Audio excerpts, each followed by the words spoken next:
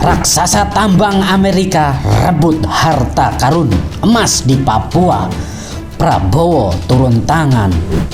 Therefore, we are determined to strengthen our defense, and that's exactly the key word. We have stated that we will defend our territory with every means in our disposal.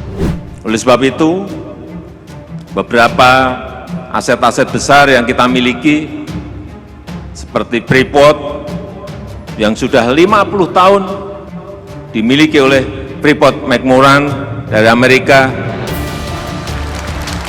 Apa yang kita inginkan dari pengambil alihan ini adalah industrialisasi. Banknya ada di negara kita, di Papua, smelternya, industrinya ada di Jepang, smelternya, industrinya ada di Spanyol. Kita nggak dapat apa-apa, kita nggak dapat apa-apa.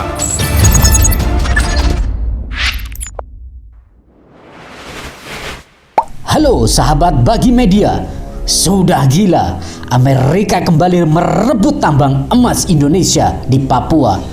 Dengan ini membuat Prabowo turun tangan untuk menghadapi negara tengil itu. Harta karun emas hingga bertonton dicuri oleh Amerika dengan gaya elitnya. Ini membuat Jokowi dan Prabowo marah besar.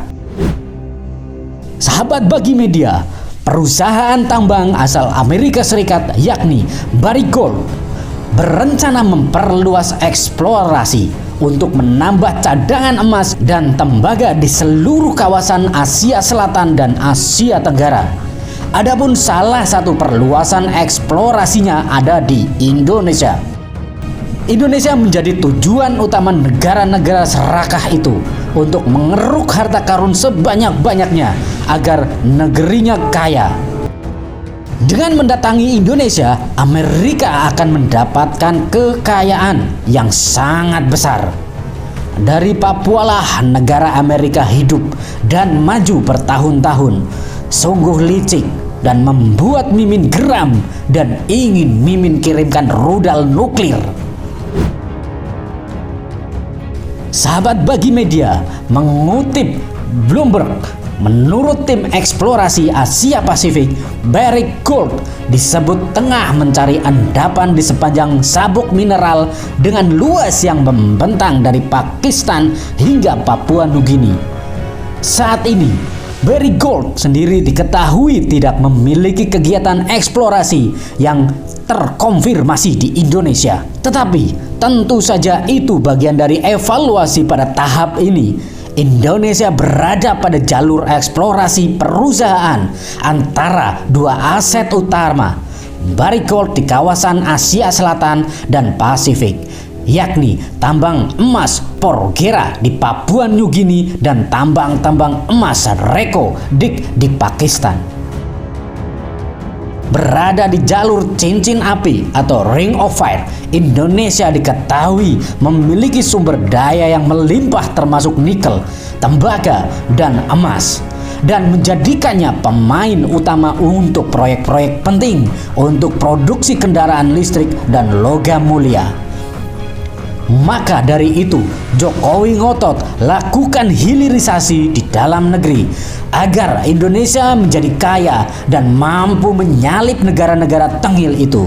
Negara-negara yang hanya merampas, maling, mencuri harta Indonesia. Buktinya, dahulu seperti zaman penjajahan dan yang terbaru adalah Timur Leste yang berpisah dari Indonesia karena pengaruh Australia. Dan sekarang negara Timur Leste jadi miskin dan tidak mempunyai apa-apa karena hartanya telah direnggut oleh Australia. Sahabat Bagi Media, kembali ke topik si maling emas. Maling memang tidak mau teriak maling. Ini sih kalau Mimin analisis bisa disebut maling modern atau maling dengan gaya. Maling kok punya gengsi. Nggak boleh fitnah tentunya, karena fitnah itu dosa. Kembali ke topik. Sahabat Bagi Media, selain itu, Indonesia saat ini juga telah menjalankan kebijakan yang dirancang untuk menjaga kekayaan mineral tersebut di dalam perbatasannya. Dengan membatasi ekspor dan mendorong lebih banyak pemrosesan di dalam negeri, terbaru pemerintah RI telah menandatangani aturan pelarangan ekspor biji bauksit. Dengan komoditas lainnya, termasuk salah satu komoditas menjadi incaran Barrick Gold. Tembaga juga diharapkan akan segera dilarang ekspor langsung konsentratnya. Data terbaru survei Geologi Amerika Serikat mencatat Indonesia masuk dalam 10 negara paling kaya tembaga dengan cadangan logam tembaga Indonesia mencapai 24 juta ton atau sekitar 3% dari total cadangan global.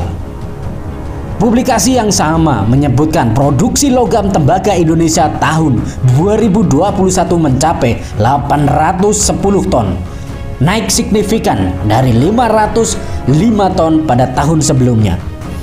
Untuk komoditas emas, Indonesia juga merupakan salah satu negara paling kaya. Data USGS menyebutkan cadangan emas RI mencapai 2.600 ton atau nyaris 5% total cadangan global.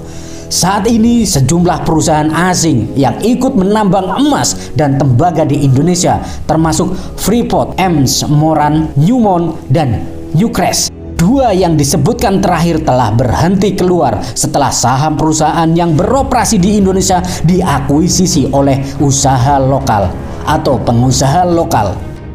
Hehehe. Kasihan sekali negara Amerika tidak bisa menguasai tambang Indonesia berkat kepemimpinan Jokowi. Sahabat Bagi Media, bagaimana menurut kalian? Apakah Indonesia mampu menghadapi hegemoni negara barat ini? Jangan lupa cor-bacor di kolom komentar. Merdekalah kita seutuhnya. Merdeka! Hurra!